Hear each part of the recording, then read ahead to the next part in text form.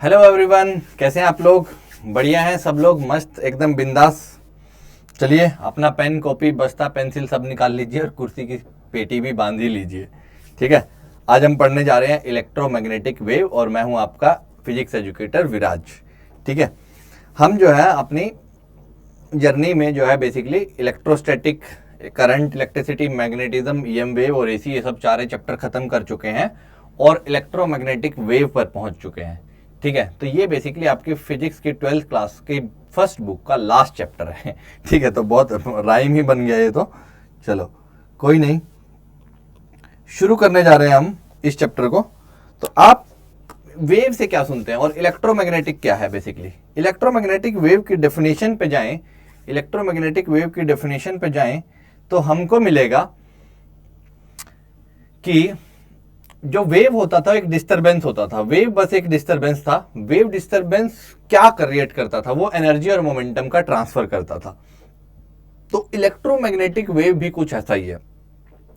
Wave, mechanical wave जो होता था तो वो डिस्प्लेसमेंट का डिस्टरबेंस होता था, प्रेशर का डिस्टरबेंस होता था, डेंसिटी का डिस्टरबेंस होता था। इलेक्ट्रोमैग्नेटिक वेव में जो डिस्टरबेंस होंगे वो किस चीज के डिस्टरबेंस होंगे? बेसिकली इलेक्ट्रोमैग्नेटिक वेव में स्पेस के अंदर मैग्नेटिक फील्ड और इलेक्ट्रिक फील्ड के डिस्टरबेंस होंगे। ठीक है, तो इलेक्ट्रिक फील्ड और मैग्नेटिक फील्ड अगर स्पेस में डिस्टर्ब हो रहा है then we will be saying कि इलेक्ट्रोमैग्नेटिक वेव इज प्रोपगेटिंग। अगर ऐसा हो रहा है तो इलेक्ट्रोमैग्नेटिक वेव प्रोपगेट कर रही है। तो ये जो है एक एग्जांपल दिया हुआ आपके पास नीचे, it's just one such example. ठीक है, जिसमें आपका प्लेन प्रोग्रेसिव इलेक्ट्रोमैग्नेटिक वेव का एक एग्जांपल दिया हुआ है। जैसे क्या दिया हुआ है इसके अंदर कि इलेक्ट्रिक फील्ड फ्लक्चुएट कर रहा है, आपका इलेक्ट्रिक फील्ड फ्लक्चुएट कर रहा है।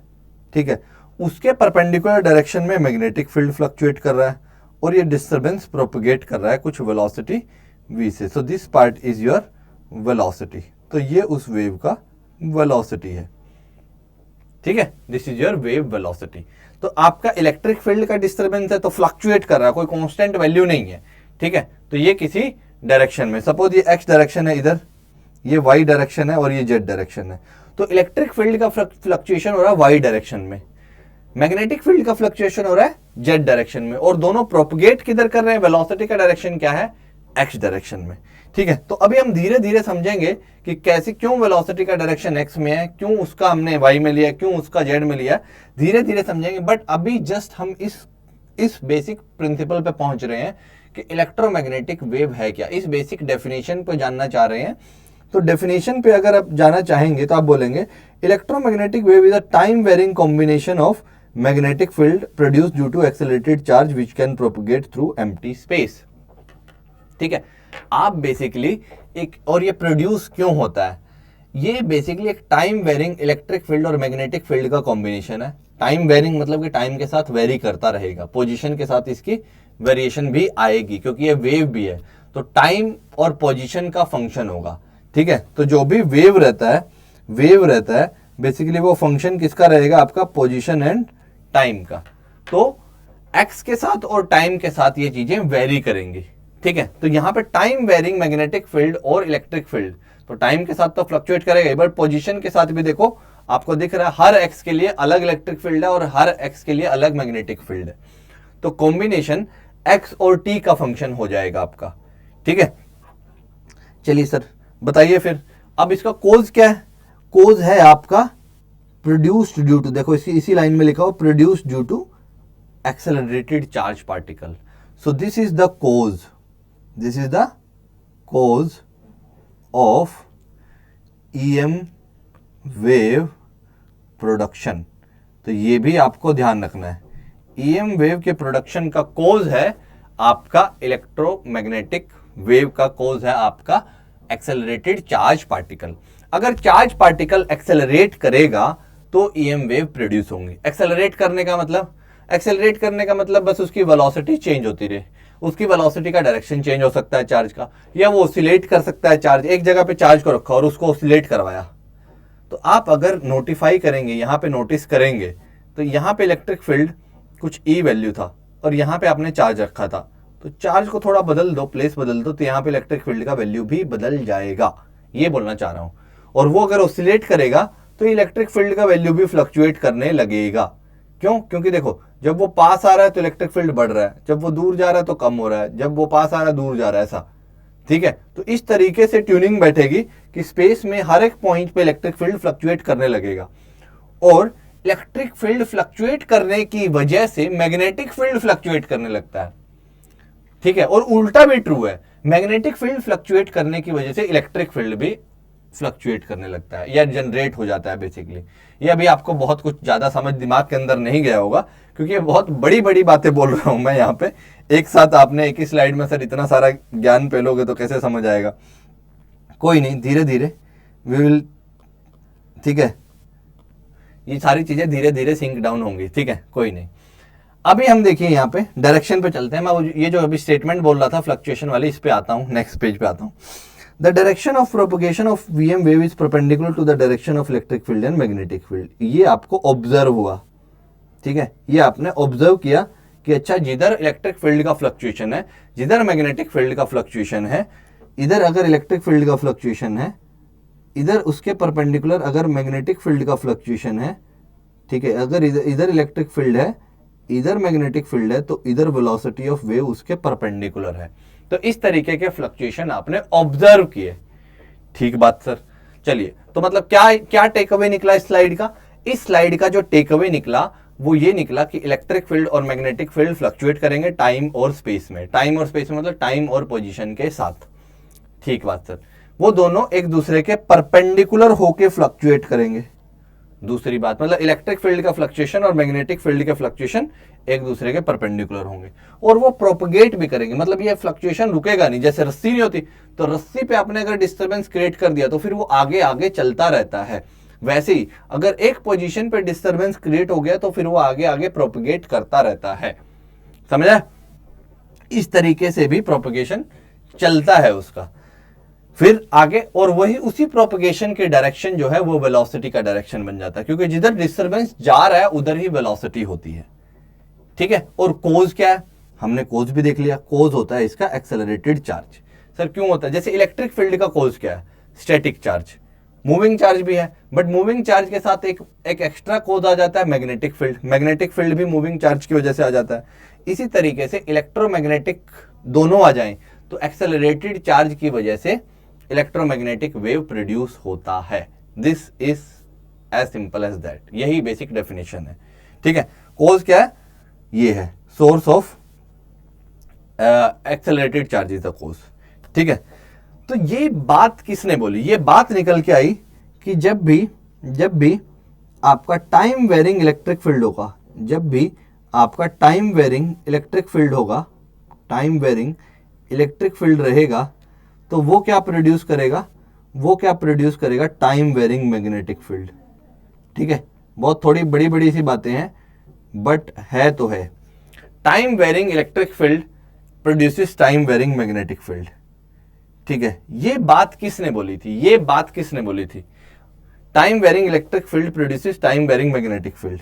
और उल्टा करें, time varying magnetic field produces time varying electric field. देखो, मैग्नेटिक फील्ड का तो समझ आता है, आपने फैराडे लॉ पढ़ा था कि मैग्नेटिक फ्लक्स अगर टाइम के साथ चेंज होगा तो करंट प्रोड्यूस होगा। करंट प्रोड्यूस होगा मतलब चार्ज एक्सेलरेट हुआ होगा, चार्ज मूव किया होगा। चार्ज मूव करने के लिए फोर्स चाहिए। फोर्स कौन लगा सकता है? Electric field. तो ये बात तो फैराडे ने बोली थी, ये बात आपको फैराडे ने बोली थी। अगर आप ओवरऑल कंक्लूजन समझो फैराडे के लॉ का, तो उसने यही बोला था कि भाई time varying magnetic field produces time varying electric field. ठीक है, तो अगर इसको बात करें तो ये फैराडे ने बोली थी। बट ऊपर वाली बात, ऊपर वाला अगर एरो देखें, ऊपर वाला अगर एरो देखें, ये वाला अगर एरो देखोगे कि टाइम वेरिंग इलेक्ट्रिक फील्ड, अगर इलेक्ट्रिक फील्ड को टाइम के साथ वेरी किया जाए स्पेस में, तो वो भी time varying magnetic field produce करता है। ऐसी बात कही थी मैक्सवेल ने। ठीक है, मैक्सवेल ने। तो मैक्सवेल बहुत फेमस साइंटिस्ट हैं जो इलेक्ट्रोमैग्नेटिक वेव थ्योरी के रिगार्डिंग जाने जाते हैं। ठीक है, तो time varying electric field produces time varying magnetic field, time varying magnetic field produces time varying electric field. ठीक है, जैसे फैराडे ने जो बोला था मैं बता देता हूं आपको। फैराडे ने क्या बोला था कि ईएमएफ जो है कितना होता है? D phi B by D T. अगर मैग्नीट्यूड उसका बोला जाए तो इतना था ना, minus D phi B by D T, ठीक है। और फाइव बी क्या होता है, बी का फंक्शन बी ए कॉस थीटा। तो बेसिकली जो ईएमएफ आ रहा था वैल्यू वो बी पे डिपेंडेंट था, और ईएमएफ इलेक्ट्रिक फील्ड जनरेट करेगा, ईएमएफ से इलेक्ट्रिक फील्ड जनरेट आएगा। तो अगर बी चेंज होगा तो ईएमएफ आएगा, ईएमएफ आएगा तो बेसिकली इलेक्ट्रिक फील्ड भी आ जाएगा, इन जनरल अगर आप सोचना चाहो तो ये है कंक्लूजन कि a magnetic field changing with time gives rise to electric field and an electric field changing with time gives rise to magnetic field in the symmetrical counterpart। ठीक है, ये एक symmetrical counterpart है। तो ये दोनों एक दूसरे को प्रोड्यूस करते हैं। स्पेस के अंदर मैग्नेटिक फील्ड को फ्लक्चुएट कर दो, इलेक्ट्रिक फील्ड अपने आप फ्लक्चुएट हो जाएगा, और अगर इलेक्ट्रिक फील्ड को फ्लक्चुएट कर दो तो मैग्नेटिक फील्ड अपने आप फ्लक्चुएट होने लगेगा। यही सार था मैक्सवेल की थ्योरी का, ठीक है। उसने जब इसको ऑब्जर्व किया कि एक के फ्लक्चुएशन से दूसरी चीज फ्लक्चुएट हो रही है, तो उसने बोला कि फिर ये फ्लक्चुएशन तो प्रोपगेट भी कर रहा है, ये फ्लक्चुएशन प्रोपगेट कर रहा है तो एक डिस्टरबेंस क्रिएट कर रहा है। तो उसने थ्योरेटिकली प्रपोज किया, मैक्सवेल ने ऐसा थ्योरेटिकली प्रपोज किया कि भाई ये तो ईएम इलेक्ट्रोमैग्नेटिक वेव बन रही है, यही चीज तो इलेक्ट्रोमैग्नेटिक वेव बन रही है, ठीक है। तो बहुत थी बड़ी बड़ी बातें, ऊपर ऊपर की बातें, बट हमें सार जानना है कि क्या बोल के गए थे, ठीक है। हमें पूरा नहीं, एकदम उनका कहानी जो है हम पूरा एकदम इलेक्ट्रोमैग्नेटिक जो इलेक्ट्रोमैग्नेटिज्म है, हम एक इंजीनियरिंग लेवल पे नहीं पढ़ रहे, हम बहुत बेसिक लेवल पे 12th के कक्षा के एनसीईआरटी लेवल पे पढ़ रहे हैं। हम जस्ट जानना चाह रहे हैं जिस्ट कि क्या चीजें थी और क्या हम उससे समझ सकते हैं, ठीक है। फाउंडेशनल कोर्स टाइप है ये। Speed of the wave is very close to, जो इसका स्पीड आया, जैसे ये जो स्पीड लिखा था, ये जो स्पीड था, तो speed of the wave was very close to speed of light. जब स्पीड आया कि ये तो स्पीड ऑफ लाइट के बहुत क्लोज ही आ रहा है, and this led to remarkable conclusion that light is an electromagnetic wave. तो जो कि हमको बस दिखाई देती है, ठीक है। ऐसा एक लाइट बस एक इलेक्ट्रोमैग्नेटिक वेव का फॉर्म आया, ठीक है। और ये सब बातें कब की चल रही हैं, ये सब बातें चल रही है 1870 से लेकर के 1870 से लेकर के 1900 तक की, ठीक है। ये टाइमलाइन कब का चल रहा है आपका, 1870 से लेके जब थ्योरेटिकली मैक्सवेल प्रपोज कर रहा था, किसी ने इसको फिर एक्सपेरिमेंटली वेरीफाई किया, फिर लाइट का भी चेक किया कि अच्छा लाइट की स्पीड के साथ इसकी स्पीड मैच कर रही है, तो बोल भी दिया कि भाई लाइट भी एक इलेक्ट्रोमैग्नेटिक वेव है, ठीक है। तो इस वजह से लाइट भी पता चल गया कि लाइट जो हमको ये दिख रही है ना, मेरे ऊपर गिर रही है लाइट इधर से, तो ये भी एक इलेक्ट्रोमैग्नेटिक वेव है। इसके अंदर भी क्या हो रहा है, पूरे टाइम स्पेस में इलेक्ट्रिक फील्ड और मैग्नेटिक फील्ड फ्लक्चुएट कर रहे हैं। सच में अभी भी जो है, अभी स्क्रीन पे भी आपके इलेक्ट्रिक फील्ड, क्योंकि आपको इलेक्ट्रिक फील्ड दिखाई नहीं देता, मैग्नेटिक फील्ड दिखाई नहीं देता, तो ऐसा फिजिकल थिंग लगता नहीं है आपको, ठीक है। बट देखो ना, उसका आउटपुट तो दिख रहा है कि यस, अभी अगर मैं बंद कर दूं तो फ्लक्चुएट होना बंद हो जाएगा स्पेस में, इलेक्ट्रिक फील्ड मैग्नेटिक फील्ड कुछ नहीं दिखेगा, अंधेरा हो जाएगा, ठीक है। तो इसी तरीके से उन्होंने कुछ कुछ चीजों को जोड़ना स्टार्ट किया, ठीक है। कैरेक्टरिस्टिक देखते हैं सर, ईएम वेव होती क्या है। जब अभी हमने जो ये बोला ना, light is N EM wave, तो ईएम वेव होता क्या है ये जानना चाहते हैं। अगर ईएम वेव जानने के लिए प्रॉपर्टी देखें तो वो ट्रांसवर्स नेचर का होता है, मतलब डिस्टरबेंस जो है कैसा रहेगा, disturbance perpendicular to the direction of velocity रहेगा, ट्रांसवर्स नेचर रहेगा। It do not require any medium for their propagation, कि उसको मीडियम नहीं चाहिए। अगर यहाँ पे वैक्यूम भी होता तो भी ये लाइट प्रोपगेट करती, क्योंकि इलेक्ट्रिक फील्ड को फ्लक्चुएट करने के लिए मीडियम पार्टिकल का रिक्वायरमेंट नहीं रहता है, बिल्कुल नहीं रहता, कोई मीडियम का रिक्वायरमेंट नहीं चाहिए इलेक्ट्रिक फील्ड को फ्लक्चुएट करने के लिए और मैग्नेटिक फील्ड को फ्लक्चुएट करने के लिए भी, और प्रोपगेट करने के लिए भी कोई मीडियम रिक्वायरमेंट नहीं है, ठीक है।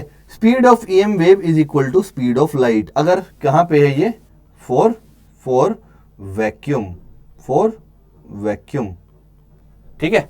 स्पीड ऑफ लाइट जो जनरली हम समझते हैं ना, speed of EM wave equal to speed of light for vacuum. Actually in general भी आप इसको लिख सकते हो, वैक्यूम कोई जरूरी नहीं है, क्योंकि मीडियम चेंज होगा तो स्पीड ऑफ लाइट भी बदलेगी, तो स्पीड ऑफ लाइट मतलब आप वैक्यूम में जो सोचते हो वो तो ठीक है कि 3 × 10⁸, but speed of light medium में भी तो आ जाती है ना। रिफ्रैक्टिव इंडेक्स का टर्म आ जाता है, एक 10th में पढ़ा होगा, refractive index, speed of light by speed in medium, कुछ इस तरीके से।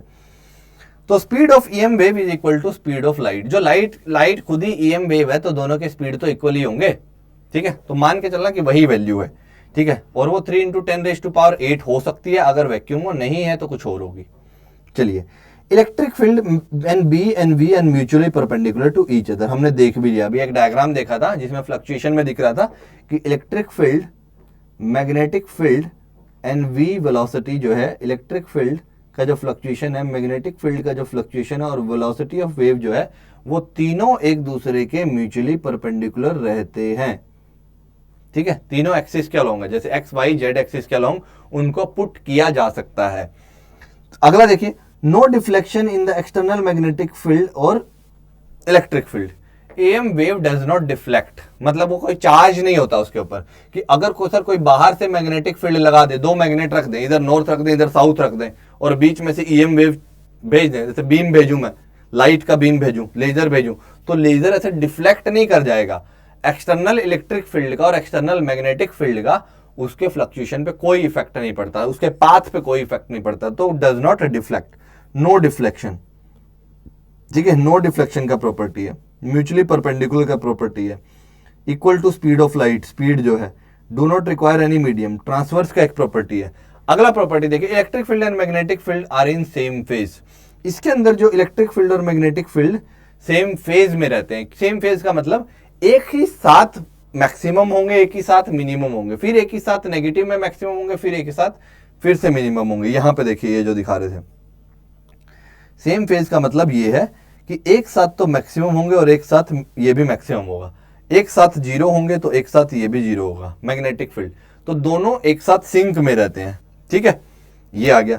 EM wave carries energy and momentum, EM wave carry energy and momentum, ठीक है। ईएम वेव के अंदर एनर्जी भी होता है। देखो लाइट गिर रही है, लाइट गिर रही है तो बहुत सारी लाइट गिरा हो तो अभी देखो हीट अप हो जाएगी चीजें, ठीक है। जिसके ऊपर गिर रही है वो भी गर्म हो जाएगा, उसका टेम्परेचर बढ़ जाएगा। मोमेंटम भी ट्रांसफर कर सकते हैं, फोटो इलेक्ट्रिक इफेक्ट आपने केमिस्ट्री में पढ़ लिया होगा, ठीक है। 11th की केमिस्ट्री में पढ़ लिया होगा, 12th में भी मॉडर्न फिजिक्स में आएगा, ठीक है। तो ये ईएम वेव मोमेंटम भी ट्रांसफर कर सकती हैं। वो इलेक्ट्रॉन्स को नॉकआउट कर रही थी फोटो इलेक्ट्रिक इफेक्ट के अंदर, मतलब ईएम वेव मोमेंटम भी ट्रांसफर कर सकती हैं, फोर्स एक्सर्ट कर सकती हैं ईएम वेव। लेजर से आजकल ऑपरेशन हो जाते हैं, लेजर लाइट है, लाइट ईएम वेव है, ईएम वेव से आजकल लेजिक ऑपरेशन होने लग गए हैं, ठीक है। तो मतलब लेजिक ऑपरेशन हो रहा है, किसी चीज को कट किया जा रहा है, डिस्ट्रॉय किया जा रहा है, तो फोर्स लगा रहा होगा, प्रेशर लगा रहा होगा, तो मोमेंटम ट्रांसफर कर रहा होगा। तो लाइट से एनर्जी और मोमेंटम ट्रांसफर पॉसिबल है, क्योंकि वेव है। वेव का बेसिक फंक्शन क्या था? वेव का डेफिनेशन ही था anything that transfer energy and momentum and it is a disturbance and it propagates, ठीक है। एक डिस्टर्बेंस है जो प्रोपगेट करे, जो एनर्जी को और मोमेंटम को ट्रांसफर करे, उसको वेव बोलते हैं, ठीक है। These are the characteristic property of waves. और मैक्सवेल जब इन चीजों को स्टडी कर रहे थे, ठीक है, तो उन्होंने बोला कि there is some inconsistency with the Ampere's law, ठीक है। मैक्सवेल को कुछ फाइंडिंग मिला कि भाई जो एम्पियर्स ने लॉ दिया है, ठीक है, एम्पियर्स ने लॉ दिया है, उसमें थोड़ी सी कुछ गड़बड़ है। एम्पियर ने क्या लॉ दिया था? एम्पियर ने circuital law, Ampere circuital law आपने कहाँ पढ़ा है? मूविंग चार्जेस एंड मैग्नेटिज्म वाले चैप्टर में डील किया है।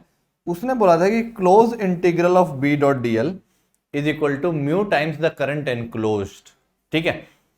पर जब मैक्सवेल ने इसको देखा, मैक्सवेल ने बोला कि अगर मान लिया ये कोई सर्किट का पार्ट है, ये कोई सर्किट का पार्ट है, ऐसा ले लेते हैं, ठीक है, और इसमें से करंट जा रहा है, तो यहां से कुछ कंडक्शन करंट जा रहा है, कंडक्शन करंट जा रहा है।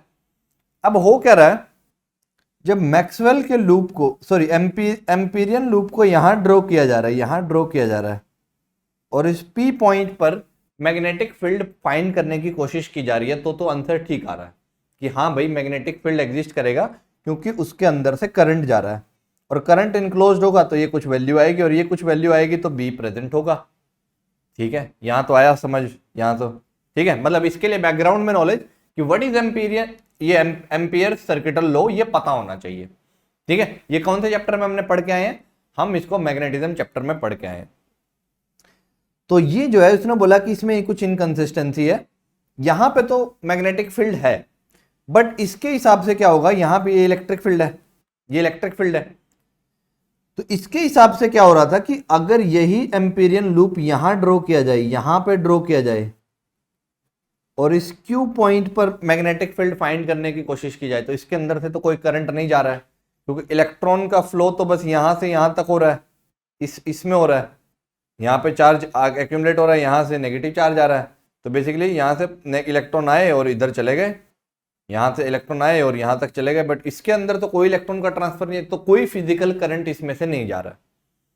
बट जब इसको लैब में देखा गया कि यहाँ पे कोई मैग्नेटिक फील्ड प्रेजेंट है या नहीं, तो मिला कि यहाँ पे मैग्नेटिक फील्ड प्रेजेंट है। तो फिर एक कन्फ्लिक्ट शुरू हो गया कि इस लॉ में कुछ गड़बड़ है, क्योंकि इसके हिसाब से तो करंट अगर ये वैल्यू जीरो आ रही है, इसके हिसाब से अगर ये जीरो है तो मतलब ये वैल्यू जीरो होनी चाहिए, ये वैल्यू जीरो होनी चाहिए वहां पर एम्पियर सर्किटल लॉ के हिसाब से, बट एक्चुअल में लेबोरेटरी में वो वैल्यू जीरो नहीं थी। तो उसने क्या किया, Ampere circuital law only consider the current passing physically through the wire, but it did not consider the current generated due to variation of electric field और electric flux with time. Basically current जो इसमें जो है उसने inconsistency बोली, this is the inconsistency, यही inconsistency था जिसको मैं बताना चाह रहा था।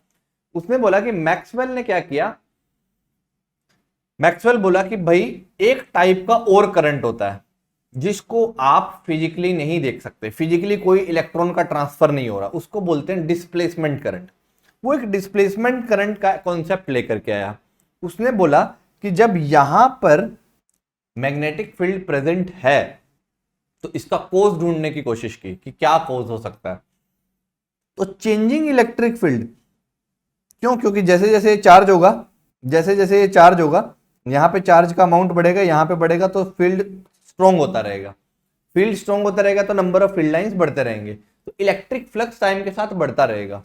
तो इलेक्ट्रिक फ्लक्स बढ़ेगा तो इलेक्ट्रिक फील्ड चेंज होता जा रहा है टाइम के साथ इलेक्ट्रिक फील्ड चेंज होगा। और हमने पहले स्टार्टिंग में देखा था कि टाइम वेरिंग इलेक्ट्रिक फील्ड जो टाइम के साथ वेरी कर रहा है वो क्या प्रोड्यूस करेगा, मैग्नेटिक फील्ड जो टाइम के साथ वेरी कर रहा है। ठीक है, तो वो कंक्लूसिव कि क्यों time varying electric field magnetic field produce कर रहा है, पहले ये सोच आई कहां से, क्योंकि यहां मैग्नेटिक फील्ड एग्जिस्ट कर रहा था और करंट इसका कॉज नहीं था।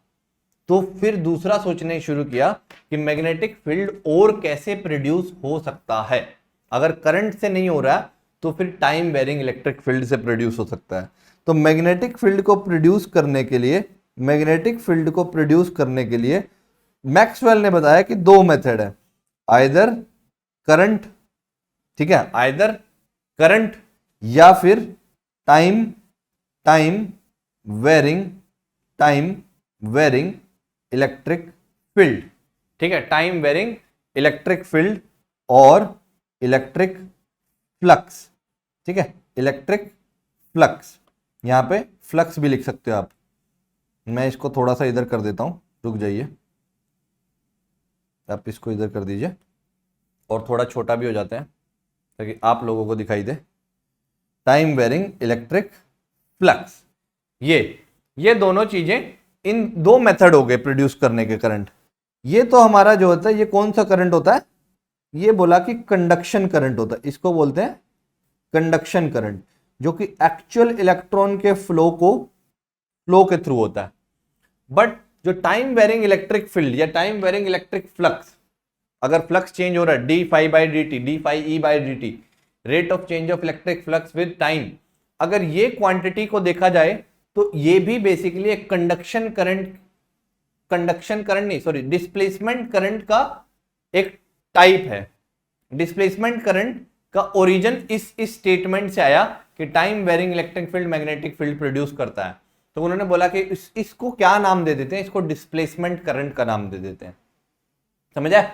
तो यहां से उन्होंने बोल दिया कि भाई दो तरीके के करंट है, एक डिस्प्लेसमेंट करंट है और एक कंडक्शन करंट है, जो मैग्नेटिक फील्ड प्रोड्यूस कर सकते हैं। तो अगर कहीं पे फिजिकली चार्ज मूव नहीं कर रहे हैं और वहां पे मैग्नेटिक फील्ड एग्जिस्ट कर रहा है, टाइम के साथ वो चेंज कर रहा है, तो मे बी उस रीजन में इलेक्ट्रिक फील्ड हो जो कि टाइम के साथ वेरिएबल हो, और time varying electric field magnetic field produce करेगा। और इसका उल्टा भी ट्रू था, हमने पहले देखा था कौन से फैराडे लॉ में, फैराडे लॉ क्या बोला था कि भाई time varying magnetic field EMF produce करेगा, यानी कि इलेक्ट्रिक फील्ड प्रोड्यूस करेगा। तो दोनों ट्रू हो गए। तो फैराडे ने जो बोला था उसका कन्वर्स भी ट्रू है, कि time varying electric field magnetic field produce करता है, टाइम वेरिंग मैग्नेटिक फील्ड ये प्रोड्यूस करता है। ठीक है, तो दोनों को अगर एक साथ सोचा गया तो किसी ने बोला कि तो दोनों डिस्टर्बेंस नहीं हो गए, कि अगर इलेक्ट्रिक फील्ड को डिस्टर्ब करो तो मैग्नेटिक फील्ड का डिस्टर्बेंस क्रिएट हो जाता है, तो एक ईएम वेव जनरेट हो गई। तो ईएम वेव का नोशन आना शुरू हुआ पहली बार जब इस लॉ में इनकंसिस्टेंसी मिलना शुरू हुई। तो फिर इस इनकंसिस्टेंसी को दूर किया गया। तो फिर इस करंट को जिसको हम कंसीडर नहीं कर रहे थे, तो डिस्प्लेसमेंट करंट जिसका नाम दिया गया, उस डिस्प्लेसमेंट करंट की वैल्यू फाइंड की गई। तो अगला टॉपिक हमारा वही है, डिस्प्लेसमेंट करंट। और ये इंपॉर्टेंट टॉपिक है, सीधे सीधे क्वेश्चन आते हैं, इंपॉर्टेंट है नीट के लिए, सीधे सीधे क्वेश्चन आते हैं सीधे सीधे इस फॉर्मूला से। तो डिस्प्लेसमेंट करंट क्या होता है? Displacement current is the current produced by virtue of changing electric field with respect to time in that region. Mathematically the displacement current can be express as, ये एक्सप्रेशन बहुत important है, ये expression बहुत important है, पहला part इसका, क्योंकि बाद वाला तो उसी का डेरिवेशन ही है। ये वाला पार्ट क्या होता है? Phi naught D phi by में डी टी। तो जो डिस्प्लेसमेंट करंट है आपका, ये डिस्प्लेसमेंट करंट कैपिटल डी लिखा तो कैपिटल डी ही लिख दीजिए, epsilon naught D phi E by में डी टी, ये आता है। This is what your displacement current. और फाई ई का वैल्यू हमको पता होता है, फाई ई कितना होता है? ई इंटू एरिया, या फिर अगर वो ई डॉट डी ए वाला करो तो पूरा वैसे जाओ, तो अगर सिंपल एरिया और ई है तो फिर ई डॉट ए कर दो, ठीक है। और अगर बहुत टिपिकल सरफेस है तो integral of E dot A करो, ठीक है। हमारे पास सिंपल केसेस आते हैं तो हम ये ले लेते हैं और ये फॉर्मूला ले लेते हैं। और एक बात और ध्यान रखना, कि जो कंडक्शन करंट है मैग्नीट्यूड वाइज, ठीक है, जो डिस्प्लेसमेंट करंट का जो मैग्नीट्यूड होता है वही कंडक्शन करंट का भी मैग्नीट्यूड होता है, ठीक है। मैग्नीट्यूड वाइज जो ये वैल्यू आने वाली है और जो एक्चुअल करंट वायर में चल रहा होगा, वो दोनों वैल्यू ना सेम होंगी, एम्पियर्स के टर्म में। आप इसको कैलकुलेट करके किसी भी फिजिकल एग्जांपल के साथ अगर या लेबोरेटरी एग्जांपल के साथ वेरीफाई करेंगे तो यू विल फाइंड कि डिस्प्लेसमेंट करंट का जो मैग्नीट्यूड आता है और कंडक्शन करंट का जो मैग्नीट्यूड आता है वो दोनों बराबर होते हैं। तो this is also one of the note you need to remember, ठीक है। IC is what? Your conduction current, this is your conduction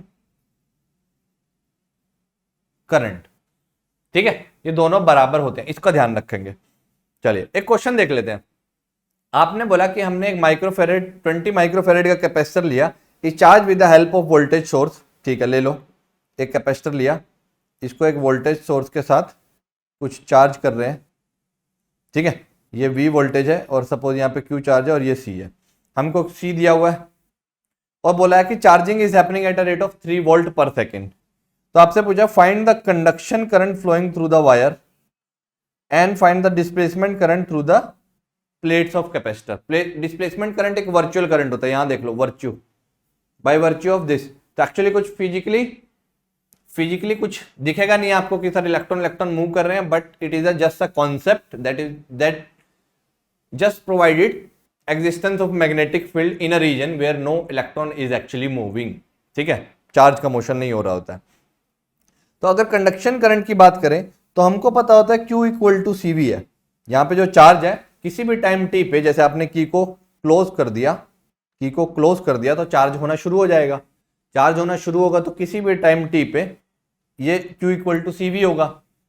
अब अगर मैं इसको डिफ्रेंशिएट कर दूं dQ बाय में dt, तो यहाँ पे करंट अगर निकालना है तो rate of change of this charge, तो Q इंटू dV बाय में dt।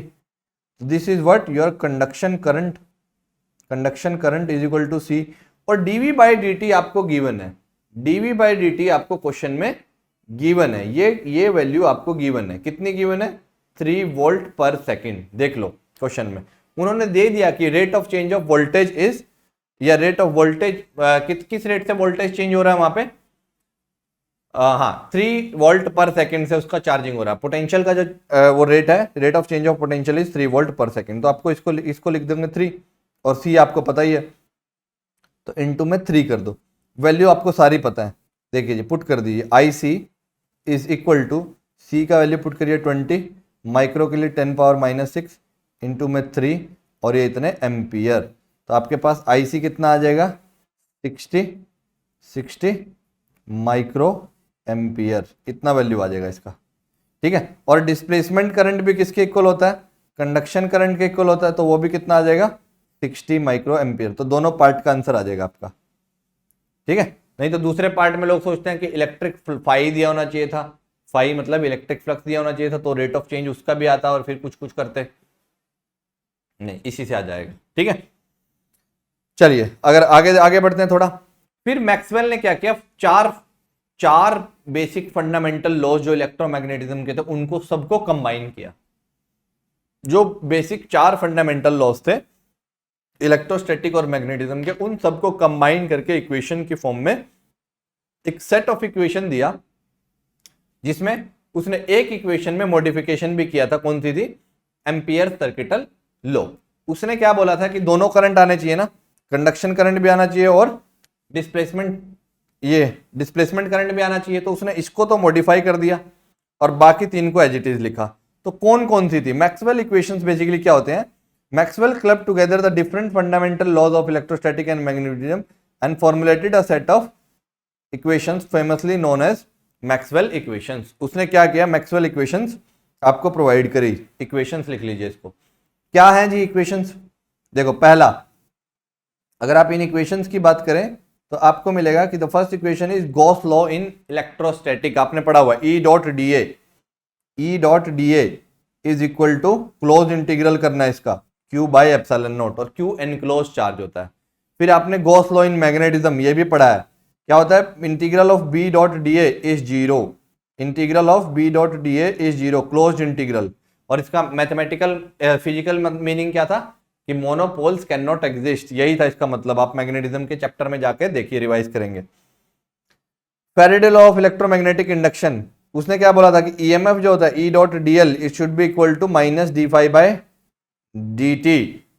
ठीक है, और Maxwell Ampere circuital law, Maxwell Ampere circuital law जिसको एम्पियर सर्किटल लॉ बोलते थे, मैक्सवेल ने क्या किया था कि एम्पियर सर्किटल लॉ जो है था integral of B dot D L, उसने बोला था mu naught times I conduction current. Maxwell ने बोला कि नहीं ये गलत है, इसमें थोड़ा मॉडिफिकेशन रिक्वायर्ड है क्योंकि ये हर जगह एप्लीकेबल नहीं हो रहा। तो आप इसमें क्या करिए, integral of B dot D l should be equal to mu naught times IC plus ID। ठीक है, जहां पे मैग्नेटिज्म एग्जिस्ट कर रहा है और कंडक्शन करंट नहीं है तो IC प्लस ID दोनों फैक्टर को कंसीडर करिए फिर आप। ठीक है, उसने ये बताया था कि भाई आप दोनों फैक्टर को कंसीडर करेंगे तो आपकी इनकंसिस्टेंसी जो थी वो दूर हो जाएगी, और वही आपको यहां दिख रही है। तो इसलिए नाम भी बदल गया, Maxwell Ampere circuital law modify होकर के हो गया, and this was the famous equation. तो आप बेसिकली आपको क्या ध्यान रखना है, आपसे मैच द कॉलम में आ सकता है ये E dot integral of E dot d A, B dot d A, E dot D L, B dot D L. तो 4 ऑप्शन दे देंगे, किससे मैच करना है, कंफ्यूज हो जाओगे। ठीक है, तो ध्यान रखना E डॉट डी ए, B डॉट डी ए, E dot D L, B dot D L, चारों की वैल्यू याद रखना। क्लोज इंटीग्रल है चारों पे, कई बार ना इंटीग्रल मिस कर देते हैं, क्लोज नहीं लगाएंगे, और क्लोज नहीं लगाएंगे और फिर आप अपने माइंड में ध्यान नहीं रखते हो कि क्लोज लॉज इनके इंपॉर्टेंस रहते हैं कि नहीं रहते हैं, तो गलत हो जाता है। ठीक है, थोड़ा ध्यान रखना इनका। द मोस्ट इंपॉर्टेंट प्रिडिक्शन जो यहां से आया इन चारों इक्वेशन से, उसने क्या बोला, इलेक्ट्रोमैग्नेटिक वेव के एग्जिस्टेंस को थ्योरेटिकली प्रपोज किया। उसने बोला the most important prediction emerge out of this equation is the existence of EM wave which was nothing but a coupled time varying electric and magnetic flux which propagates in space। ठीक है, यहां पे flux की जगह field आना चाहिए, basically field आना चाहिए, इट शुड बी फील्ड। ठीक है, it is a coupled time varying electric and magnetic field which propagates in space। Time varying electric और मैग्नेटिक फील्ड होता है, एक को चेंज करेंगे दूसरा फ्लक्चुएट करेगा।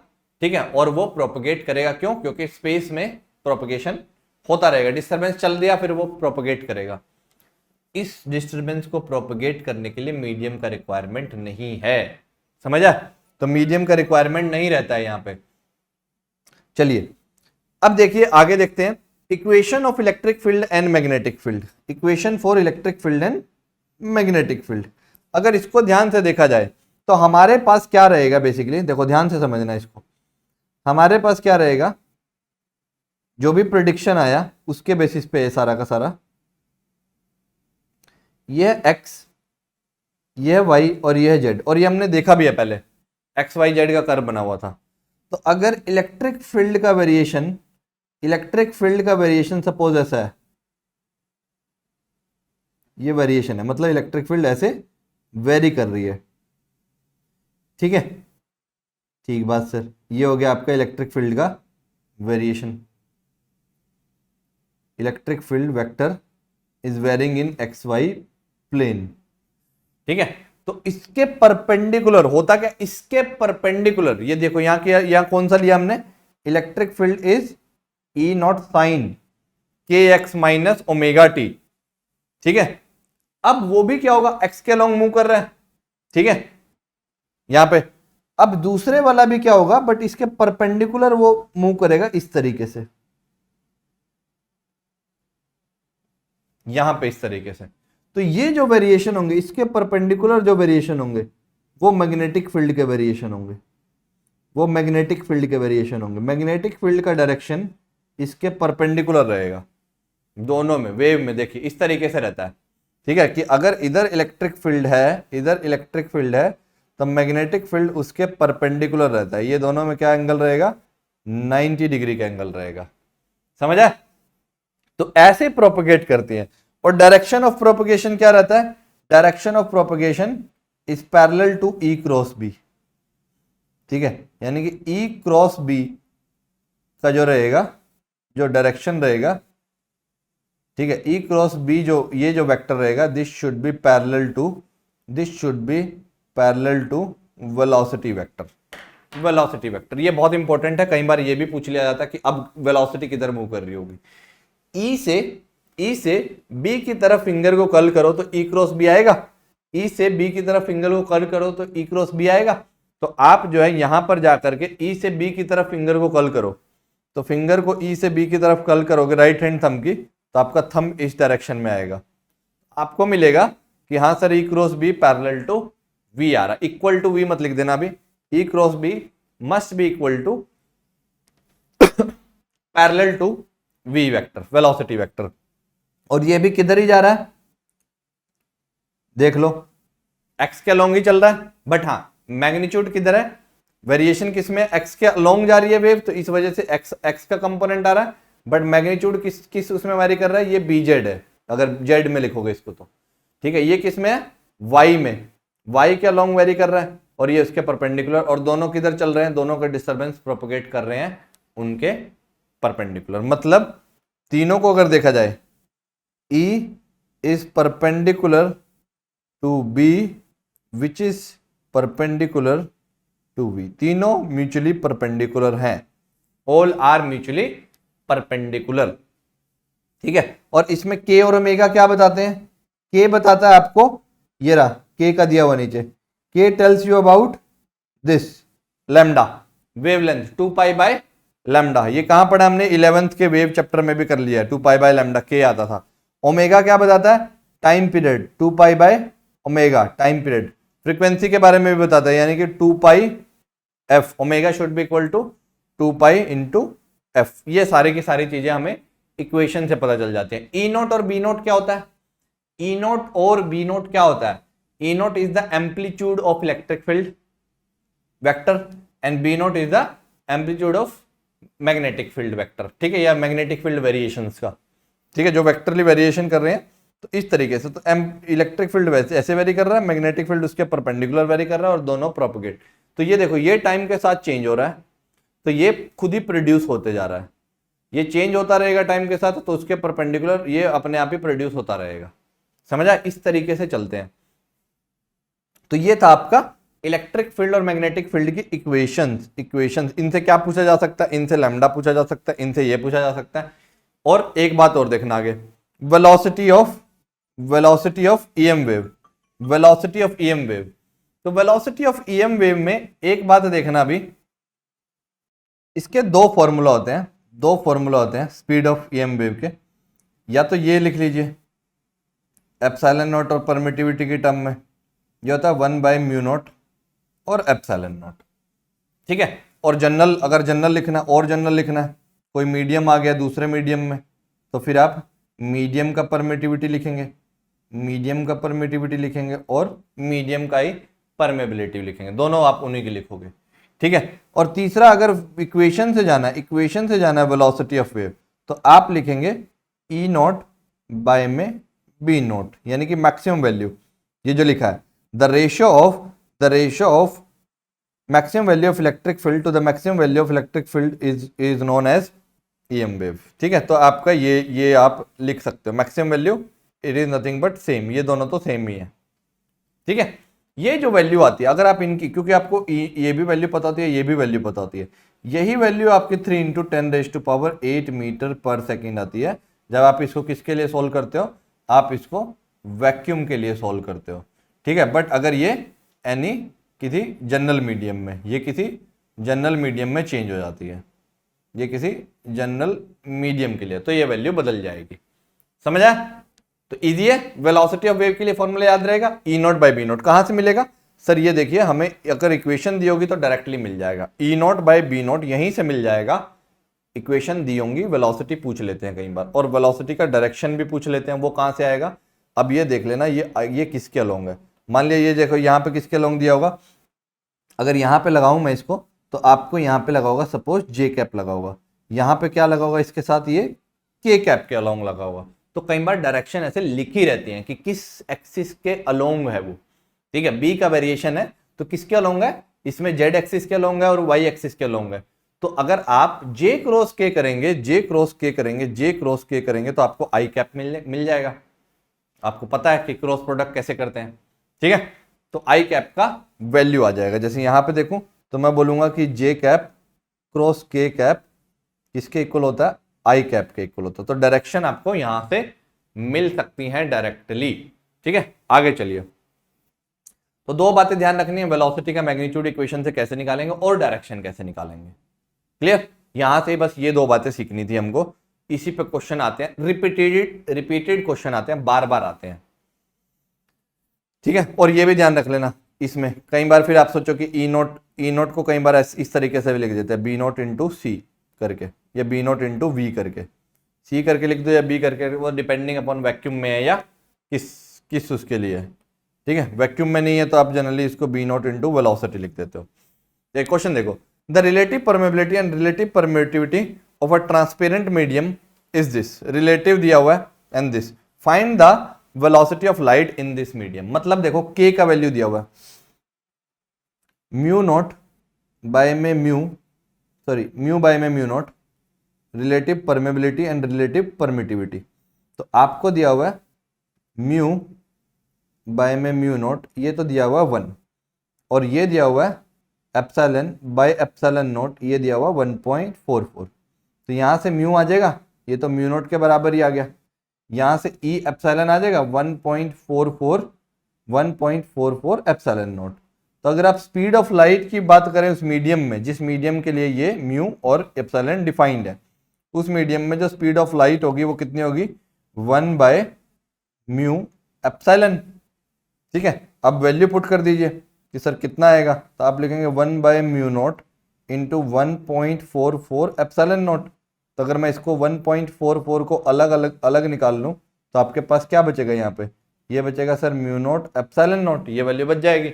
और ये वैल्यू कितनी होती है, what is this value sir? ये वैल्यू तो हमको पता है कितना होती है वैल्यू, ये वैल्यू होती है सर 3 × 10⁸।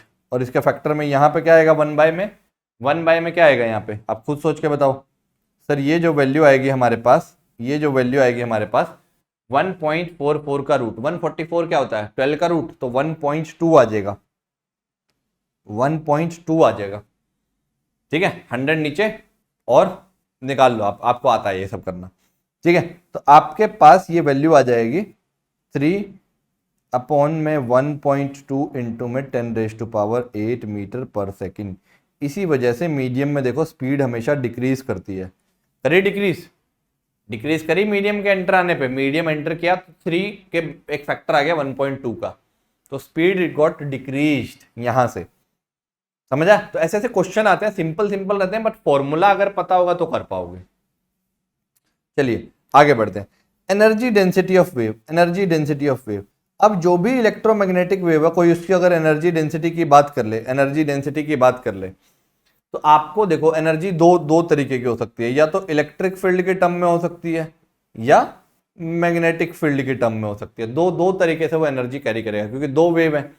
तो एनर्जी डेंसिटी अगर इलेक्ट्रिक फील्ड की लिखूं मैं, energy density of electric field, तो आपको मिलेगा कि energy density of electric field, energy density का तो मतलब तो पता है पहले। कभी आप सोचो कि एनर्जी डेंसिटी क्या होती है सर, एनर्जी डेंसिटी हमारी, और हम ये पहले पढ़ भी चुके हैं एनर्जी डेंसिटी, ये बेसिकली क्या होती है, energy present per unit volume. ठीक है, हमने देखा था half epsilon naught E square, कहां देखा था, जब कैपेसिटर पढ़ रहे थे तो वहां पे आया था half epsilon naught E square is the energy density of electric field. तो यहां पे जो आएगा, अगर यहां पे सिर्फ इलेक्ट्रिक फील्ड की बात करेंगे, सिर्फ इलेक्ट्रिक फील्ड की बात करेंगे, तो only due to electric field ये होता है 1/4 epsilon naught E naught square, E naught square maximum value है यहां पे।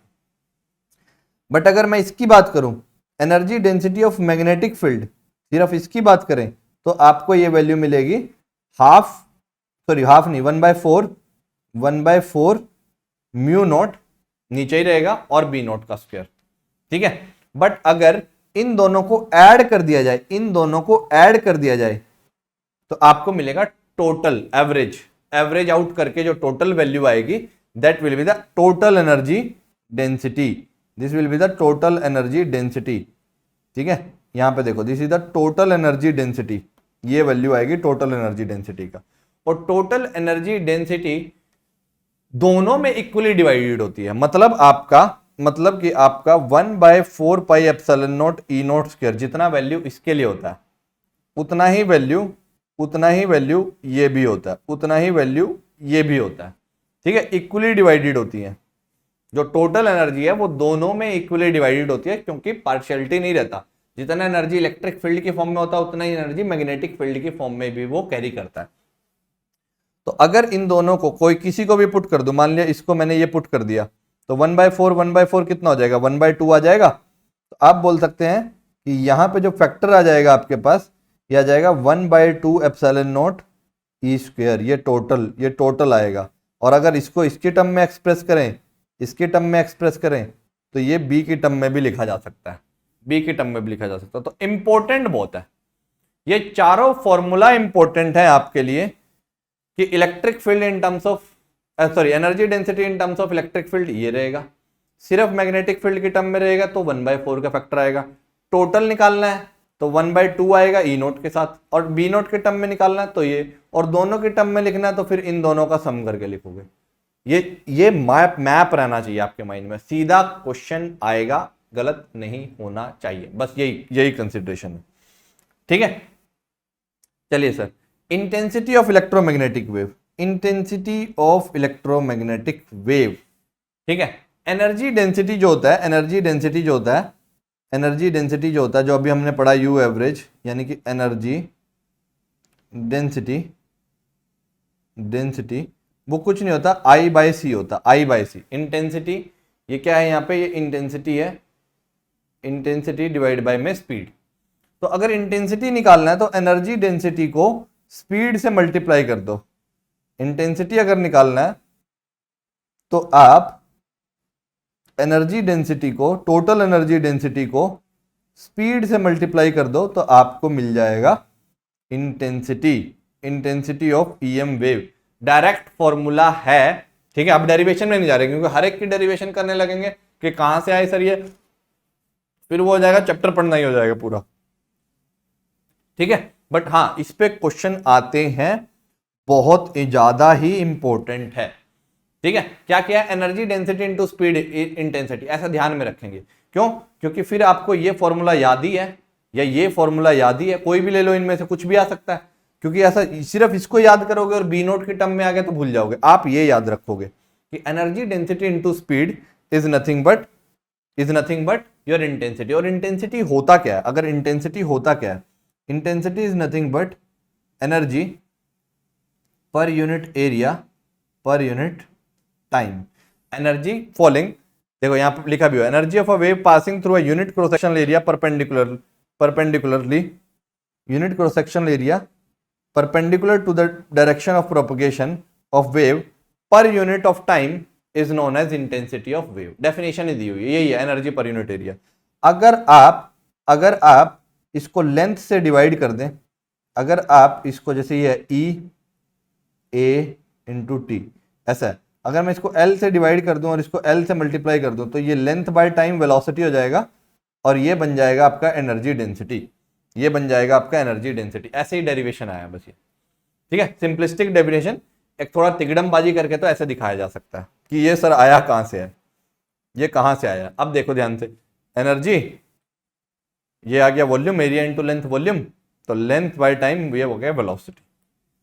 ऐसे भी निकाला जा सकता है। इस पर डायरेक्ट क्वेश्चन आ जाते हैं। देखो light with average flux of 20 what पर सेंटीमीटर स्क्वायर, क्योंकि देखो एनर्जी है, एनर्जी पर सेकंड पर यूनिट एरिया, तो इंटेंसिटी का यूनिट क्या हो जाएगा। अगर इंटेंसिटी के यूनिट की बात करूं मैं, तो इसका यूनिट आएगा वॉट पर मीटर स्क्वायर और जूल पर मीटर स्क्वायर पर सेकंड, ऐसा भी लिख सकते हो, दोनों आएंगे इसके यूनिट। तो अगर आपको दिखेगा तो यहाँ वॉट पर सेंटीमीटर स्क्वायर दिखा, तो मीटर स्क्वायर में तो कन्वर्ट करना पड़ेगा, ठीक है। is falling on a non-reflecting surface at the normal having the surface, find the total energy received in 1 minute, total energy received in 1 minute। मतलब I दिया हुआ आपको, I क्या होता है जी, E divide by area into time, तो energy received कितना हो जाएगा, I into area into time, ठीक है। तो एनर्जी निकालनी है हमको, I दिया हुआ 20 वॉट पर सेंटीमीटर स्क्वायर, एरिया कितना दिया हुआ 20 सेंटीमीटर स्क्वायर और टाइम कितना दिया हुआ 1 मिनट, तो 60 सेकेंड, ठीक है। अब देखो सेंटीमीटर स्क्वायर कैंसिल, ठीक है। 20 वॉट इंटू सेकेंड क्या होता है, जूल, अरे वॉट क्या होता है, जूल पर सेकेंड, तो जूल ही बचेगा आंसर, तो जूल आ जाएगा, स्टैंडर्ड आंसर आ जाएगा। तो आपको कन्वर्ट नहीं करना है कि मीटर स्क्वायर में कन्वर्ट करो, क्योंकि एरिया भी आपको कौन सा दिया हुआ था, सेंटीमीटर में ही दिया हुआ था। तो 20 यहां से 20 से कितना आ जाएगा, 400 इंटू 60, इतने में जूल। इसको कैलकुलेट कर लेना यार, अब तो आसानी हो गया। 24 किलो जूल आई गेस ना, एक मिनट में कितनी एनर्जी, 24 किलो जूल, ये आंसर आ जाएगा आपका। इजी है, आसान था कि इंटेंसिटी निकालना और ये निकालना इजी हो जाएगा अब आपके लिए। Momentum of EM wave, momentum carried by the EM wave. देखो जी, momentum carried by the EM wave, ये होता है energy of EM wave divide by में speed, u by C, direct formula. Momentum का क्या फॉर्मूला होता है, u बाय में सी, तो linear momentum carried by the EM wave is nothing but u by में सी। समझा, इजी है। एनर्जी डिवाइड बाय में स्पीड अगर कर देंगे तो आपको मिलेगा मोमेंटम, ठीक है। ये फॉर्मूला ध्यान रखना मोमेंटम का। अगर मैं इसे देखूं, when a wave incident on a metal surface it is reflected back then momentum delivered is, अगर ये परफेक्टली अब्सॉर्बिंग हुआ तब का केस है, ठीक है। मान लिया कोई परफेक्टली एब्जॉर्बिंग मोमेंटम, चलो मोमेंटम तो कैरी कर रहा है ना इतना, तो अगर यहां पे देखें जो ये लिखा हुआ है, when a wave incident on a metal surface it is reflected back then momentum delivered by a wave will be, कितना होगा मोमेंटम डिलीवर्ड। देखो मोमेंटम आ रहा था कितना, जैसे यहां देख लो मोमेंटम आ रहा था कितना, अब बोलेंगे सर u बाय सी का मोमेंटम आ रहा था p, ठीक है। जब ये किसी रिफ्लेक्टिंग सरफेस से रिफ्लेक्ट बैक हुआ तो गया कितना सर u बाय सी, तो ये p इनिशियल था और p फाइनल था, बट डायरेक्शन होती है ना मोमेंटम की, तो चेंज कितने का हुआ, p का गया था, ठीक है, माइनस ऑफ माइनस p आया था, तो 2p का नहीं चेंज हुआ, यानी कि चेंज कितने का हुआ 2u बाय सी। तो कितना मोमेंटम डिलीवर किया गया, मोमेंटम जितना डिलीवर हुआ 2u बाय में सी, इतना मोमेंटम डिलीवर हुआ, क्योंकि चेंज जो है ट्वाइस आता है, 2 mv नहीं आता, कई बार mv से आ रहे थे mv से गए, तो डायरेक्शन कंपोनेंट है ना, माइनस करेंगे तो वेक्टरली माइनस होंगे, तो माइनस माइनस बीच में प्लस हो जाएगा एक बार, ठीक है।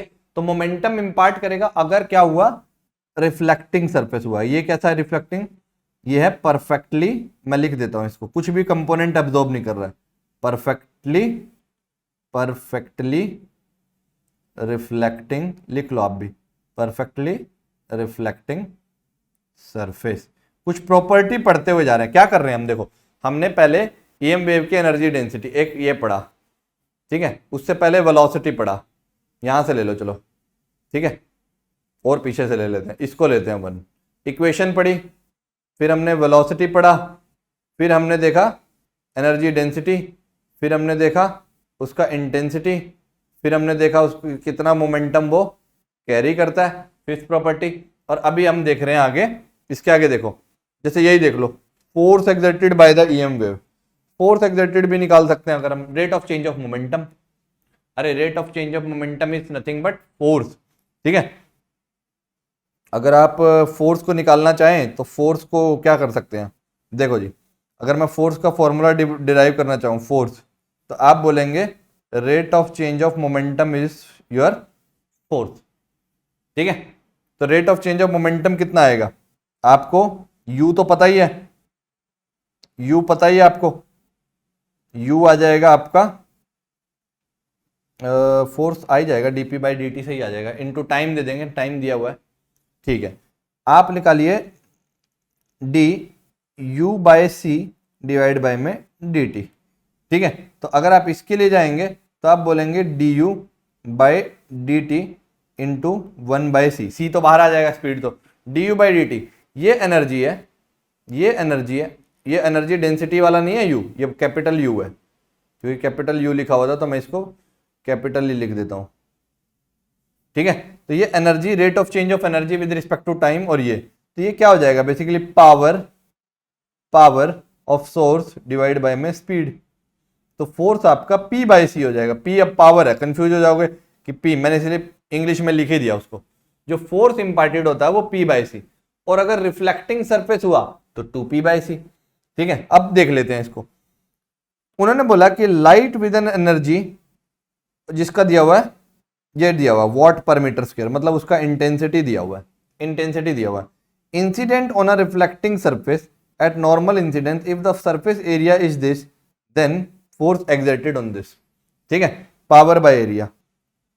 तो फोर्स ऑन रिफ्लेक्टिंग सरफेस क्या हो जाएगा, ट्वाइस हो जाएगा, क्योंकि 2P बाई सी आता वो, तो twice of power divide by में speed, twice of power divide by में speed, twice of what, power कितना दिया हुआ, पावर नहीं पता होगा आपको, पावर पता चल जाएगा, इंटेंसिटी इनटू एरिया, आई इनटू एरिया, ठीक है, और डिवाइड बाय में व्हाट, स्पीड है सी, आई आपको दिया है, सी आप, एरिया आपको पता है, सी आपको पता है, तो वैल्यू पुट करने में क्या जाएगा आपका, अगर आपको वैल्यू पुट करनी है तो वैल्यू पुट कर सकते हैं, इसको थोड़ा छोटा कर लेते हैं, स्पेस क्रिएट करना है, ठीक है। अब देखिए जी, अगर आपको वैल्यू पुट करनी है जी, 2 हमको पता है जी, 15 25 है ऊपर, 25 इंटू 10 पावर 4, ये है वॉट पर मीटर स्क्वायर, ठीक है, इनटू अगर आप 15 सेंटीमीटर के लिए जाएंगे तो 15 इंटू 10 पावर -4 आएगा, तो मीटर स्क्वायर बनेगा ये, ठीक है, डिवाइड बाय स्पीड, स्पीड आता है 3 इंटू 10 पावर 8, क्योंकि कोई मीडियम नहीं दिया हुआ तो हम वैक्यूम में ट्रीट करेंगे। अब आपका आंसर देखो, ये तो कैंसिल हो गया, मीटर स्क्वायर से गया, ऊपर बचेगा बस कैलकुलेशन ही बची है, 2 इंटू में 25 इंटू में 15 डिवाइड बाय में 3, और 10 की पावर कितनी चली जाएगी, -8, इसको कर लो कैलकुलेट, ये चला जाएगा 5 पे, आपका आ जाएगा 50, 250 इंटू 10 पावर -8, इतने में इतने न्यूटन का, बहुत ही कम फोर्स लगेगा, बहुत ज़्यादा कुछ सिग्निफिकेंट फोर्स नहीं इम्पार्ट करेगा, बट लगेगा, कुछ तो लगेगा, ठीक है। कैलकुलेशन एक बार चेक कर लेना कि सब कुछ करेक्ट किया गया है कि नहीं किया गया, 15 सेंटीमीटर स्क्वायर ही लिया है, तो एक बार इसको वेरीफाई कर लेना, ठीक है। चलिए, बस मतलब इस तरीके के क्वेश्चन भी आते हैं, तो ये क्वेश्चन के थ्रू सीखने पड़ेंगे हमको कॉन्सेप्ट कि अच्छा कैसे लगाया, और 2 का फैक्टर क्यों आया, क्योंकि 2 का फैक्टर इस वजह से आया क्योंकि परफेक्टली रिफ्लेक्टिंग सरफेस था आपका, समझ आए। चलिए अगला देखते हैं, इलेक्ट्रोमैग्नेटिक स्पेक्ट्रम। अब लास्ट टॉपिक इसके अंदर आता है, वो स्पेक्ट्रम का टॉपिक है, बहुत इंपॉर्टेंट है, स्पेक्ट्रम आता है आपके पास। स्पेक्ट्रम में क्या करते हैं, देखो स्पेक्ट्रम आपने केमिस्ट्री में भी पढ़ा होता है, ऐसा नहीं है कि आप पहली बार फिजिक्स में ही पढ़ते हो इसको, electromagnetic spectrum is divided into different radiation depending upon इस रेडिएशन। स्पेक्ट्रम मतलब कि आपने सारे चीजों को लिख दिया, सबकी फ्रीक्वेंसी और रेडिएशन का एक चार्ट आउट कर दिया, ठीक है, that is called EM wave का पूरा स्पेक्ट्रम बना दिया आपने। और ईएम वेव कौन कौन सी ईएम वेव होती है आपके पास? सर हमारे पास गामा वेव होती है, गामा वेव होती है, हमारे पास एक्सरे होती है, गामा रेज लिख देते हैं या गामा रेज लिख देते हैं, गामा रेज को बोलते हैं, एक्सरेज को बोलते हैं। फिर हमारे पास यूवी होता है, फिर हमारे पास विजिबल होता है, फिर हमारे पास इंफ्रारेड होता है, फिर हमारे पास माइक्रोवेव होता है, फिर हमारे पास रेडियो वेव्स होता है, ठीक है। तो इनको फ्रीक्वेंसी और वेवलेंथ के ऑर्डर से अरेंज करके जो चीज बनती है दैट इज कॉल्ड स्पेक्ट्रम, ठीक है। तो इनको सब चीजों को स्पेक्ट्रम के साथ अरेंज कर देते हैं। ये वर्टिकली कर दो, हॉरिजॉन्टली कर दो, तो जो चीज दिखाई देती है दैट इज कॉल्ड स्पेक्ट्रम, ठीक है। तो मैं स्पेक्ट्रम दिखाता हूं आपको किस तरीके से होता है। तो यहां देखो, जैसे यहां पे सबसे पहले लेते हैं गामा रेज। तो गामा रेज की फ्रीक्वेंसी का एक रेंज रहता है। देखो सबसे क्या होता है, इधर देखो, इधर जाने पे फ्रीक्वेंसी बढ़ रही है, मतलब हाईएस्ट फ्रीक्वेंसी किसका है? हाईएस्ट फ्रीक्वेंसी किसका है? गामा रेज का। और हमको ये भी पता है कि एनर्जी जो है एच न्यू होती है एक ईएम वेव की, फोटोन की, ठीक है। तो एनर्जी जो है बेसिकली, एनर्जी भी इधर जाके बढ़ेगी। तो ये एनर्जी जो है it is proportional to nu, energy जो है it is proportional to frequency, ठीक है। तो फ्रीक्वेंसी जिसकी ज्यादा उसका एनर्जी भी ज्यादा। तो सबसे एनर्जेटिक होती है गामा रेज। तो they are most energetic, they are most energetic. तो इसलिए बोला जाता है कि गामा रेस के कांटेक्ट से बचना चाहिए, क्योंकि ये हमारे सेल्स को डैमेज कर सकती है, ठीक है। मोस्ट एनर्जेटिक है तो इसकी पेनिट्रेशन पावर भी सबसे ज्यादा रहती है। X ray second most energetic, UV third more energetic. UV rays को भी बोलते हैं ना कि यूवी रेस जो है, जो ओजोन लेयर का जो प्रोटेक्शन लेयर रहता है, कि हार्मफुल यूवी, हार्मफुल क्यों बोलते हैं? क्योंकि एनर्जी विजिबल से ज्यादा रहती है। और इधर जाने पे क्या होगा? इधर जाने पे वेवलेंथ बढ़ेगी, इधर जाने पे वेवलेंथ बढ़ेगी, लैम्डा, ठीक है। तो वेवलेंथ किसका ज्यादा होता है? वेवलेंथ आपका सबसे कम होता है गामा रेज का, सबसे ज्यादा होता है रेडियो वेव का। रेडियो वेव का वेवलेंथ मीटर्स में होता है, 10 metre, 15 metre, 200 metre. Football ground से बड़े बड़े वेवलेंथ होते हैं रेडियो। एक रेडियो वेव का वेवलेंथ जो है फुटबॉल ग्राउंड से बड़ा हो सकता है, ठीक है। 200 मीटर, 300 मीटर, 500 मीटर तक भी रेडियो वेव्स के वेवलेंथ एग्जिस्ट कर सकती हैं। बट गामा रेज की वेवलेंथ बहुत ही स्मॉल होती है, ठीक है। तो ये ऑर्डर याद रखना, बहुत बार पूछ लिया जाता है।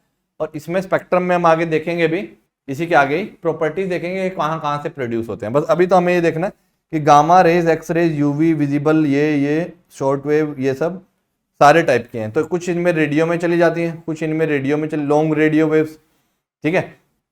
ये पूरा एनसीईआरटी से लिया हुआ है, ये सारा आपका एनसीईआरटी में दिया हुआ है। तो कई बार आपका पूछ लेंगे कि एएम और एफएम में किसका फ्रीक्वेंसी रेंज ज्यादा है। तो आपको ये ऑर्डर याद रखना है, ये ऑर्डर बहुत इंपॉर्टेंट है कि इधर जाने पे फ्रीक्वेंसी बढ़ रही है, ठीक है। तो एएम का जो फ्रीक्वेंसी रेंज है, एएम का जो फ्रीक्वेंसी रेंज है वो एफएम के फ्रीक्वेंसी रेंज से कम है, समझ आए?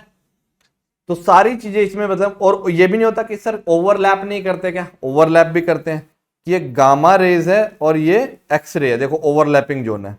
तो इस फ्रीक्वेंसी की वेवलेंथ, इस फ्रीक्वेंसी की जो इलेक्ट्रोमैग्नेटिक वेव होंगी वो गामा रेज की भी हो सकती हैं और एक्सरे की भी हो सकती हैं, क्योंकि देयर आर ओवरलैपिंग जोन भी है। यहां पर देखो एक ओवरलैपिंग जोन भी है। तो ओवरलैपिंग जोन से कैसे आइडेंटिफाई होगा कि सर कौन सी होंगी? अगर फ्रीक्वेंसी दे दें तो उस केस में क्या होगा, हमें देखना पड़ेगा सोर्स प्रोडक्शन कि कैसे प्रोड्यूस होते हैं। गामा रे अलग तरीके से प्रोड्यूस होते हैं और एक्स रे का प्रोडक्शन सोर्स अलग होता है, ठीक है। तो आपको यह ध्यान रखना है कि ओवरलैप कर सकती हैं, ठीक है। और कैसे पता चलेगा कि कौन सा है? अगर कोई फ्रीक्वेंसी दे दिया तो कौन से टाइप का है, तो वो सोर्स देखना पड़ेगा। क्योंकि जैसे गामा रेज का सोर्स होता है कि ये न्यूक्लियस से निकलती है, न्यूक्लियर रेडिएशन से। एक्सरे का अलग टाइप का सोर्स है कि एक हाई एटॉमिक नंबर के मेटल को जब इलेक्ट्रॉन, एक हाई एनर्जी इलेक्ट्रॉन के साथ बम्बार्ड किया जाता है, तब एक्सरे का ओरिजिन होता है, ठीक है, तब ओरिजिनेट करती हैं। तो इनर शेल के बेसिकली इलेक्ट्रॉनिक ट्रांजिशन होते हैं एक हैवी एटॉमिक नंबर के लिए, तब एक्सरे का निकलता है, ठीक है। यूवी विजिबल इंफ्रारेड आपको पता है, ठीक है, बाल्मर लेमन सीरीज ये सब में भी आपके यूवी विजिबल सारे निकलते थे। हाँ, एक बात का नोट ध्यान रखना है कि देखो इंफ्रारेड और माइक्रोवेव में ओवरलैपिंग नहीं होता है, ये एकदम एनसीईआरटी में भी मेंशन्ड है कि दे नेवर ओवरलैप। यहां पे जो है, यहां पे एक ध्यान रखना कि इंफ्रारेड और माइक्रोवेव में देर इज नो ओवरलैपिंग। यहां पर इनके बीच क्या नहीं होती, नो ओवरलैपिंग। एकदम क्रिस्टल क्लियर डिफरेंस है कि जहां पे इंफ्रारेड एंड होगी वहां के बाद माइक्रोवेव शुरू होगी, ठीक है। और मेजरली आप ये भी ध्यान रख सकते हैं, जैसे मीटर्स में इनके देखो, यहां से शुरू हो गया, ये 1 मीटर है, तो 1 मीटर से रेडियो वेव शुरू होगी, ये मीटर्स वाली रेडियो वेव है, ठीक है। विजिबल रेज के लिए हमने देखा, विजिबल रेज के लिए तो ये नैनोमीटर पता है हमको पहले से ही, ठीक है। रेड 400 नैनोमीटर से 700 नैनोमीटर, और क्रिस्टल क्लियर नहीं है, 4 से 700 नहीं होता, 4 से थोड़ा पीछे से भी होता है। कोई ऐसा क्रिस्टल क्लियर एक बाउंड्री नहीं है कि sir what is the last wavelength जहां से शुरू होगा और what is the last wavelength वहां पे शुरू होगा, वैसा कुछ नहीं है, कोई वैल्यू नहीं है, ठीक है। अप्रोक्सीमेट रेंज है कि हाँ 400, 3800, 380 नैनोमीटर से 720 नैनोमीटर तक भी जाते हैं, ठीक है। तो ये ध्यान रखना, नो ओवरलैपिंग यहां पर है, इसके अंदर केस ओवरलैपिंग कर सकते हैं। ऑर्डर याद रखना फ्रीक्वेंसी का, और ये लैम्डा इधर बढ़ रहा है, ये लैम्डा का है, लैम्डा इस साइड में बढ़ रहा है, और ये विजिबल वाला आपको पता ही होता है, ठीक है। विबग्योर भी पता है, ये दिख रहा है विबग्योर, ठीक है, ये वाला वॉयलेट, इंडिगो, रेड, वेड, ये सब सारा का सारा। तो ये सब स्पेक्ट्रम आपने देखा भी हुआ, केमिस्ट्री में भी देखा हुआ, तो बहुत बार बार डिस्कशन होता रहता है इसमें। अब देखते हैं ये टाइप को एक एक करके इसमें क्या क्या ध्यान रखना है। रेडियो वेव कैसे है, रेडियो कम्युनिकेशन के काम आती है, कहां से निकलती है, रैपिड एक्सेलरेशन और deceleration of electrons in aerial, ठीक है। एंटीना के अंदर, एंटीना देखो रेडियो वेव के एंटीना लगे रहते थे, टीवी भी चलते थे पहले, आपके एंटीना आते थे बड़े बड़े, तो उसके अंदर क्या होता था, इलेक्ट्रॉन का एक्सेलरेशन और रिटार्डेशन होती रहती थी। तो सोर्स क्या है, बेसिकली इलेक्ट्रॉन के एक्सेलरेशन से ईएम वेव निकलेंगे, या किसी भी चार्ज के एक्सेलरेशन से ईएम वेव निकलेंगे। बेसिक फंडामेंटल प्रिंसिपल ये है। ओरिजिन कैसे होगा, सोर्स कोई चार्ज एक्सेलरेटेड फॉर्म में रहा होगा, that is the basic principle of source of production. कि सोर्स ऑफ प्रोडक्शन कैसे होगा, एक्सेलरेशन ऑफ चार्ज और retardation of charge, velocity charge का चेंज होगा, ठीक है।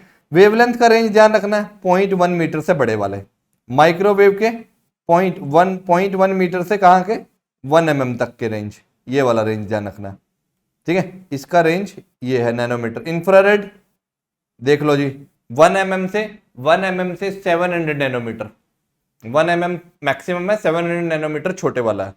और इससे जो छोटे होंगे विजिबल लाइट, 400 नैनोमीटर छोटे वाला, 700 नैनोमीटर बड़े वाला वैल्यू। अल्ट्रावायलेट 100 नैनोमीटर टू 400 नैनोमीटर, ये वाली रेंज, ठीक है। फिर इसके बाद यहां पे देख लो एक्सरे, ये रहा, गामा रे, ये रहा। तो सारी की सारी वैल्यू की रेंज आपको रट लेनी है बस, और क्या बोलूं, रट, इसमें कोई लॉजिक नहीं है ना। अब है तो है वही वैल्यू, तो रटना पड़ेगा, याद रखनी पड़ेंगे। ये वैल्यू हर्ट्स फ्रीक्वेंसी 10⁹ हर्ट्स से ज्यादा, ठीक है, टू फ्यू हर्ट्स। इसमें देखो -9 नहीं, यहां 11 ही होना चाहिए,